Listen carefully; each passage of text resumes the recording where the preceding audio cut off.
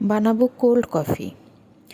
আমি 2টি চকলেট ছোট ছোট টুকরো করে একটা স্টিলের বাটিতে নিয়ে সামান্য পানি সহ চুলায় বসিয়ে দিয়েছি। মেল্ট হলে এটা দিয়ে আমি গ্লাসে ডেকোরেশনের কাজটা করব। আসলে চকলেট সিরাপের দাম অনেক বেশি বেড়ে গিয়েছে, একদম ডাবলের বেশি। আগে যেটা 600 প্লাসে পাওয়া যেত, এখন সেটা 1100 প্লাস। এই জন্য এখন আর চকলেট সিরাপ কিনি না, এভাবেই 2-3টি চকলেট মেল্ট করে আমি ডেকোরেশনের কাজটা করি। নিয়েছি 3 টেবিল চামচ কফি পাউডার, 3 টেবিল চামচ চিনি আর 3 টেবিল চামচ পানি। এবার হ্যান্ড কফি মেকার দিয়ে আমি ভালোভাবে এটাকে ফোম করে নিব যতটুকু পারা যায়।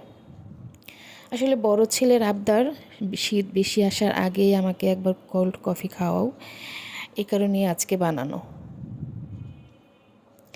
গ্লাসে বরফ ঢেলে দিব 4-5 টুকরো, আর দিয়ে দিব ফোম কফি। আমি প্রতি গ্লাসে 3 টেবিল চামচ করে দিয়েছি, আপনারা চাইলে আরও বেশি দিতে পারেন। এবার ফ্রিজ থেকে ঠান্ডা দুধ বের করে এটার সাথে অ্যাড করব,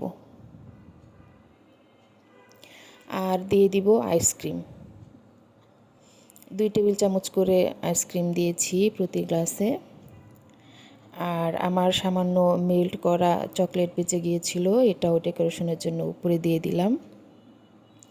আর সামান্য কফি পাউডার স্ট্রেনারে নিয়ে উপরে একটু ছিটিয়ে দিলাম দেখতে সুন্দর হওয়ার জন্য।